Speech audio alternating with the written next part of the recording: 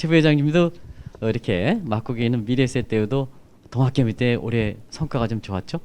좀 그런 그 구조 변화 같은 거, 특이한 사항 같은 거 이런 거 좀 올해 증시를 좀 총괄하면서 말씀해 주시기 바랍니다.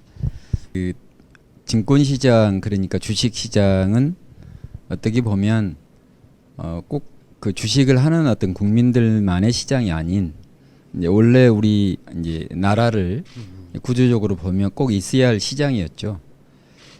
그런데 이제 여러 가지 이유로 뭐 다른 또 성장의 과실이 좋아서 이자가 좋아서 또 부동산의 흐름이 좋아서 사실은 어떤 그랬던 우리의 그 현실적인 어떤 그런 것들이 있었는데 비해서 뭐 여러 가지 이제 상황이 좀 변했지 않습니까? 그래서 네, 네. 어찌하여 이렇게 주식에 대한 거래 규모가 또 이름 자체를 동학개미라고 하는 또 서학개미라고 하는 이 용어도 참 그러지 않습니까? 고객분들을 하늘같이 모셔야 될 우리 입장에서 동학개미들 이렇게 표현하기가 좀 그렇습니다.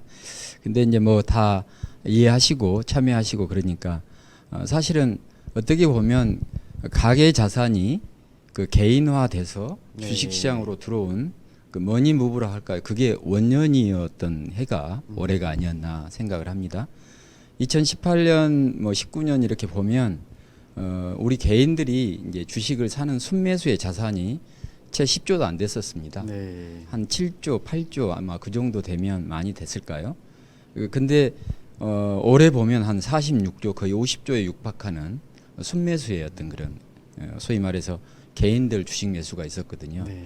뭐 그와 같은 이유는 여건이 그렇습니다. 뭐 제로 금리이고 아까 없어져 버린 이자를 그 다음에 또 부동산도 거기서 연결이 돼 있습니다. 가격의 어떤 그런 버블이할 정도로 저런 부동산을 저런 집을 내가 어떻게 가질 수 있느냐라고 하는 어떤 그런 심정적인 어떤 그런 것들.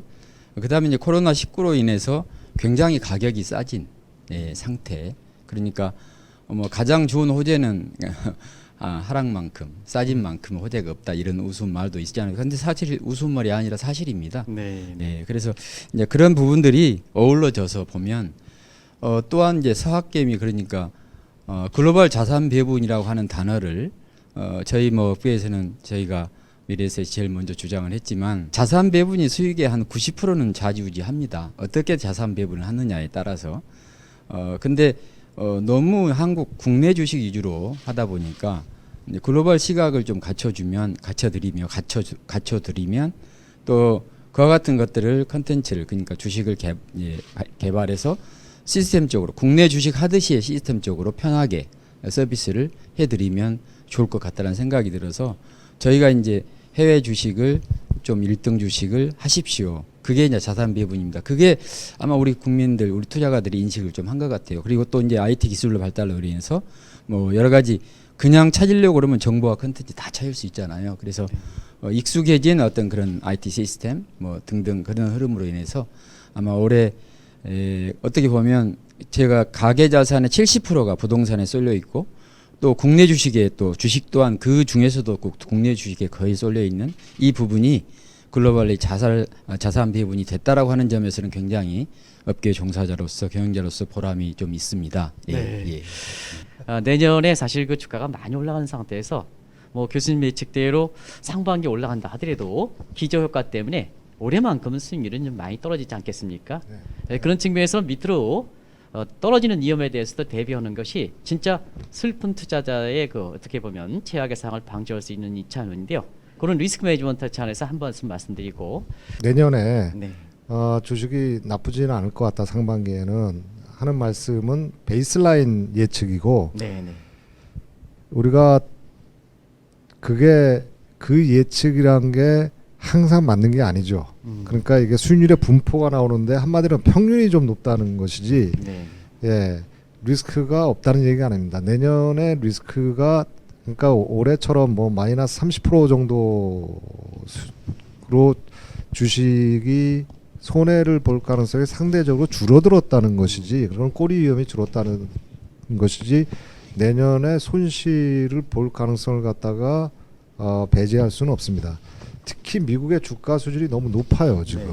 네, 뭐 여기에 대해서 뭐 여러 갑론을박이 있는 걸로 알고 있습니다. 그런데 전체적으로 보게 돼 버리면 뭐 그 P 레이쇼를 갖다가 좀 어저스트한 걸로 봐서는 그렇게 높지가 않다 또 이렇게 말하는 사람도 있고 그러니까 기업의 영업이익이 굉장히 늘어났기 때문에 그걸 감안하면 아주 높은 편 아니다 이렇게 얘기하는 사람들도 있고 근데 그거는 어떤 식으로 평가하느냐에 따라 다르고 아주 우리가 쉽게 생각을 한다 그러면 최근에 그 미국 주식시장에 특히 나스닥에 있어서 기술을 중심으로 해서 수익률을 갖다가 분석을 해보면 과거의 트렌드에 비해서 한 단계 업그레이드해서 굉장히 높아진 것은 사실입니다.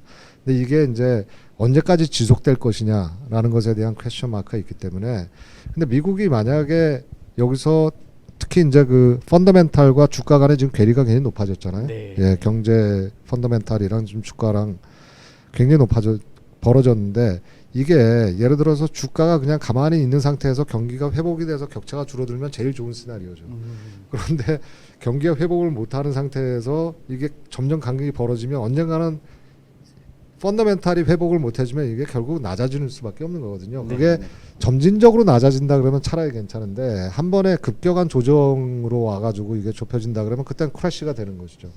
근데 이제 그 가능성이 사실은 조금은 좀 줄어드는 게 올해 한 번 그걸 겪은 데다가 그 다음에 페드가 그걸 갖다가 굉장히 엄중히 바라보고 있기 때문에 만약 그런 상황이 벌어진다 그러면 어느 정도는 구원투수로 등판해가지고 막아줄 텐데 다만 의지는 있는데 뭘로 막을 것이냐.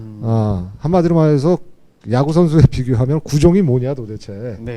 필살기가 이제 남아 있는 게 뭐가 있느냐 하는 것에 대한 퀘스천 마크는 좀 있죠. 근데 페드가 가져갈 수 있는 것은 아마 양적 완화로 해서 양을 늘리는 쪽은 좀 한계가 있을 것이고 아마 그 질적 완화를 갖다가 조금 더 강화하지 않을까.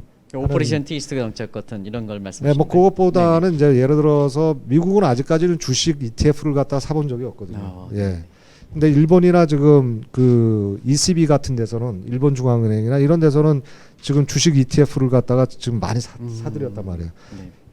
아주 극단적인 경우에는 거기까지 과연 갈 수 있겠느냐 하는 것인데 지금까지는 굉장히 네거티브하게 얘기를 하고 있습니다만 페드가 아주 극단적인 경우에는 거기까지 갈 수도 저는 있을 거라고 보고 있습니다. 만약 그렇다 그러면 하방 위험은 어느 정도는 좀 방어를 할 수 있지 않겠느냐. 그런데 올해 우리나라 주가 지금 한 27% 정도 연초 대비 이제 올랐단 말이에요. 그러면서 지금 2,700까지 지금 선을 넘고 있는데 여기서 아주 제가 볼 때 뭐 예를 들어 3,000을 넘어서 막 이렇게 간다는 저는 그런 말씀을 하는 게 아니고 우리가 이제 기대할 수 있는 수익률이라는 것이 대개 보면 한 리스크 프리미엄이 한 4% 5%인데 지금 현재 우리나라 지금 이자율이 0.5%까지 떨어졌잖아요. 그러니까 한 5, 6%대의 수익률을 갖다 우리가 기대할 수 있지 않겠느냐.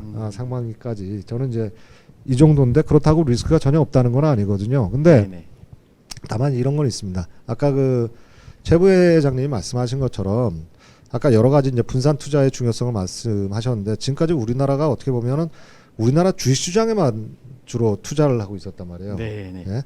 그걸 갖다가 이제 지역적으로 이제 분산을 하기 시작했어요. 이제 미국 주식에도 이제 투자를 하기 시작했고 최근에 이제 유럽 주식도 투자를 하고 있는데 이걸 갖다 종목을 갖다 공부해서 다른 나라 주식을 산다. 뭐 최근에 뭐 테슬라니 아마존이니 이런 쪽에 개별 종목에 투자하는 것은 저는 별로 추천을 하고 싶지가 않습니다. 그거 굉장히 위험한 것이고 ETF를 갖다가 예를 들어 뭐 나스닥 ETF를 갖다가 좀 편입을 한다든지 이런 식으로 ETF를 통해서 자산 배분을 하는 것이 가장 좋은 것이라는 거죠. 두 가지 요인 때문에 그런 것인데 사실 아까 그 타이밍 말씀하셨는데 이게 타이밍 맞추는 게 굉장히 어려워요. 그래서 미국에서 이렇게 분석을 갖다 학계에서 분석을 해보니까 두 가지인데 하나 뭐냐면 절대 시장을 떠나지 마라. 그냥 계속 가지고 있어라. 그 다음에 두 번째 모든 종목을 다 사라. 결국 그 인덱스를 사라는 얘기거든요. 왜 그러냐면 미국의 1926년부터 지금까지 주가를 움직인 요인을 보니까 상위 4%가 주가를 다 끌어올린 거예요. 근데 그 4%가 누군지를 알 수가 없는 거죠. 우리가 그걸 맞추는 건 거의 불가능하니까 그러면 인덱스를 사버리면 그 4%가 끌어올려 주니까 걔네들이 뭐 몇만 %를 올려가지고 인덱스를 갖다가 이렇게 끌어올려 주니까 그래서 모든 종목을 사고 시장을 떠나지 말라는 게 그 학계에서 내린 최근의 결론입니다. 그렇다 그러면 미국 주식이나 이런 것들을 좀 편입을 하고 국내 주식도 편입을 하고 그다음에 뭐 채권이나 이런 식으로 좀 분산 투자를 좀 이렇게 해놓는 게 가장 좋다는 것이 내년에 주가가 좀 좋다 그러니까 이번에 왕창 한번 질러버려. 이거는 절대로 하시면 안 되는 예. 거죠. 예.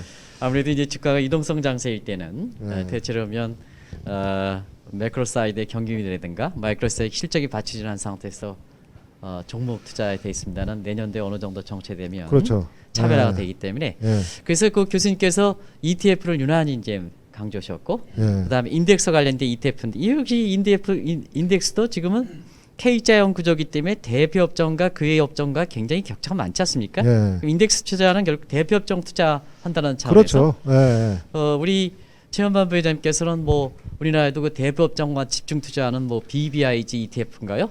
그런 것도 있는데요. 그런 거 관련해서 부연해서 좀 교수님 말씀을 좀 부연해서 말씀해 주시죠. 작년 이 자리에서도 아마 우리 안 교수님하고 좋은 말씀 나눴는데 그래서 아마 올해도 또 이렇게 파트너로 굉장히 대동소이합니다. 가지고 네. 있는 어떤 그런 뭐 교수님의 깊이 있는 어떤 그런 전문성 지식과 또 철학을 가지고 존경합니다. 그래서 제가 볼 때는 올해의 어떤 개별 종목 소위 말해서 이제 성장주라고 했잖아요. 그런데 아까 위기 리스크 차원에서 본다면 약간의 아까 이제 그 풀려버린 돈의 힘 때문에 인플레이션 걱정을 약간 하면서 이제 페드라든가 중앙은행들 뭐 다 마찬가지 예의주시하고 있잖아요. 그러면서 경기가 사이클리컬하게 경기가 올라오냐 올라올 것인가라고 하는 어떤 그런 거.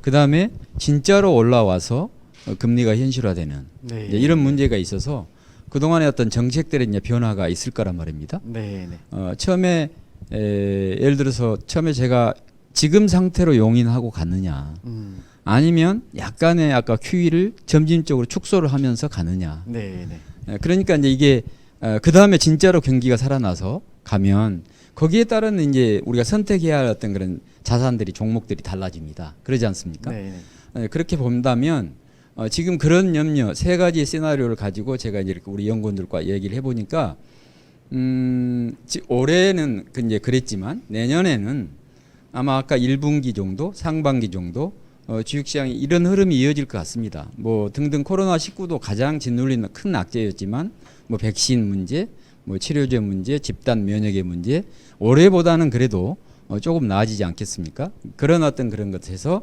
아까 이제 경기에 관련된 그래서 종목을 하더라도 개별 종목을 하더라도 약간의 그런 성장주의 개념도 뭐 떠나서는 안 되겠지만 약간 시크리컬하게 그 소위 올라오는 경기 관련주들 있잖아요.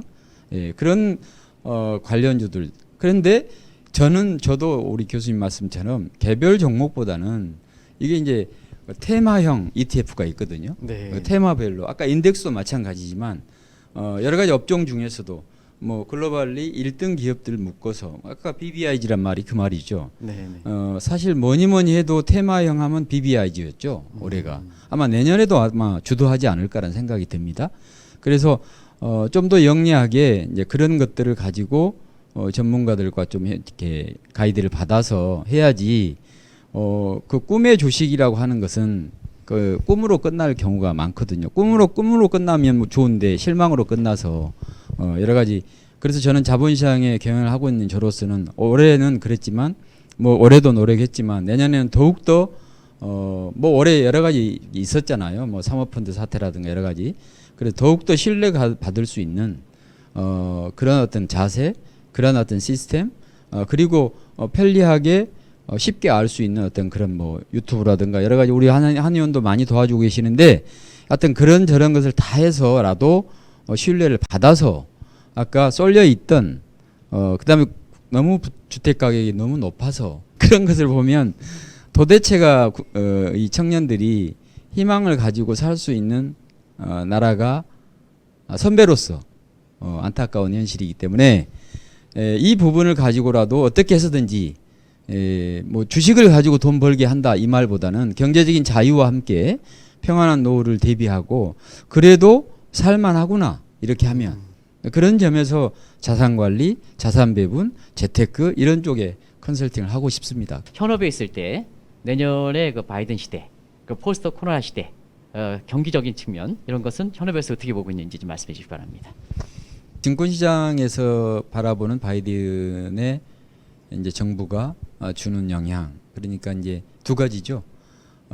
하나는 기회고 하나는 위기다. 이제 기회 측면에서 보면 이제 기후 협약에 대한 부분, 유럽 등 중국 등 다 참여했는데 트럼프 정부에 미국이 빠져 있었지 않습니까? 그래서 네네. 이제 아마 기후에 관련된 큰 그리드의 테마가 크게 형성이 되고 있고 또 움직임의 조짐이 있지 않습니까? 네. 그 부분에 대해서 증권시장 쪽에서 기회를 찾아야 될 것 같고요. 이제 그에 따라서 여러 가지 어떤 그런 산업, 기업 여러 가지 연구를 해서 이제 고객들에게 주려고 합니다. 예, 그래서 그것 또한 글로벌 기업, 우리나라 네, 기업 네. 포함해서 말입니다. 그리고 이제 어떻게 보면 위기는 이제 사실 미중 간의 분쟁이라고 하는 어떤 그런 문제가 이제 트럼프 시기에 이제 보호 무역 그렇게 그런 형태로는 아니겠지만 아까 안 교수님도 조금 부드럽게 진행되지 않을까라는 그런 생각을 말씀하셔서 저도 다행이다라는 생각이 드는데 역시나 이제 바이든 정부도 그 부분을 가지고 한다면 여러 가지 산업적인 측면에서 중국의 영향을 많이 받고 있는 또 혜택을 많이 받고 있는 우리나라로서는 어느 정도 긴장감을 가져야 되지 않을까 이런 생각을 갖습니다. 그래서 내년도에 세계 시장을 하나로 놓고 볼 때 어디가 좀 국가별로 유명한지 지금 동학개미를 비롯해서 이렇게 투자에 이렇게 기반이 해외 쪽으로 이렇게 확대됐으니까 그런 측면을 좀 말씀해 주시기 바랍니다. 제가 내년 상반기까지 좀 주식이 그래도 지금 현재 상태를 유지할 거다. 저는 이 정도로 제가 말씀드린 네네. 건데 어느 나라가 좋느냐? 제가 그걸 뭐 어떤 특정 나라를 갖다가 제가 꼽는 것보다는 신흥국 쪽이 좀 낫지 않겠느냐? 왜 그러냐면 네네. 우리나라 지금 올해 주가가 오른 걸 보시면은 3월 달에 주가가 30% 조정을 받고 반등할 때는 흔히 말하는 정말 동학개미들의 힘으로 그 회복을 했고요. 그래서 사실은 코스피보다는 코스닥이 먼저 반등을 했고 조금 더 추세가 좋았었죠. 그러다가 최근 2달 사이에 보면 외국인들이 귀환을 했단 말이에요. 그래서 네. 외국인들이 끌어올리면서 오히려 코스닥보다도 코스피 수익률이 조금 더 좋은, 그래서 약간 역전되는 이런 현상을 갖다 보여주고 있거든요. 그러면은 내년 상반기까지는 아직은 외인들이 다 들어온 게 아니거든요. 예, 많이 빠져나갔던 돈이 아직도 들어올 여력이 꽤 있다고 해요. 예, 증권사 리포트나 이런 것들을 보게 돼버리면. 그 다음에 워낙 미국에서 달러가 많이 풀려버렸기 때문에 그 돈이 지금 차고 넘치다 보니까 그게 흘러 넘쳐서 지금 이머징 마켓으로 뭐 페드가 유동성을 흡수하지 않는 한 당분간은 그 돈이 흘러서 어딘가로 가야 될 텐데 네네. 그게 다시 지금 미국의 부동산 쪽으로 가는 자금이 있고 해외 쪽에 이머징 마켓으로 좀 들어오는 자금이 있단 말이에요. 그러다 보니까 내년 그런 면에서 이머징 마켓이 내년 초반까지는 좀 낫지 않겠느냐. 그다음에 미국 주가가 지금 상당히 지금 사실 그 누가 보더라도 뭐 버블이란 말은 함부로 하는 게 아닙니다만 네네. 예, 버블은 지나봐야지 버블인 줄 안다 이런 말이 있단 말이에요. 그렇긴 합니다만 분명히 지금 가격 부담이 있는 건 사실이란 말입니다. 네. 그러다 보니까 내년 초반까지는 조금 이머징 마켓이랑 그다음에 유럽 시장 쪽을 갖다가 저는 조금 더 추천을 합니다만 다시 말합니다만 그렇다고 해서 미국을 빼라는 얘기는 아니고요. 분산 투자해서 조정을 좀 하라는 거죠. 비중 조정. 예, 네네네. 예. 그다음에 마켓 타이밍이라는 것도 그거거든요. 아까 네. 말씀드렸듯이 이게 주가 이렇게 높은데 이걸 갖다 그럼 주시장에서 완전히 다 빼자. 그래서 모든 걸 갖다가 다 이제 안전자산으로 돌려놓는다. 그다음에 이게 주식이 좋을 것 같으니까 100%또 주식으로 당겨가자. 이런 식으로 투자를 한다는 것은 그건 굉장히 위험하고요. 그거는 거의 갬블에 가까운 거거든요. 네네. 그래서 자기의 위험 선호도에 맞는 투자 비중을 갖다 정해놓는 거죠. 예를 들어 나는 한 70%는 위험 자산에, 뭐 30%는 안전 자산에, 예금 또는 뭐 채권 이런 데다 놓고 70%를 위험 자산으로 한다 그러면 그것도 예를 들어 주식의 70%를 하라는 얘기가 위험 자산이 주식만 있나요? 거기에 뭐 요새 많이 하고 있는 대체 투자 자산도 네, 있고 네. 뭐 여러 가지 다양한 상품들이 많단 말이에요. 거기에 대해서 좀 분산해놓고 그 안에서 또 지역적으로 분산하고 이런 식으로 해놔야지 막을 수 있지. 그래서 리스크 관리가 되는 거죠. 이걸 갖다 어디다 몰빵을 했다가는 네. 아주 그런 좋은 지적을 갬블이죠. 하신 것 네. 같습니다.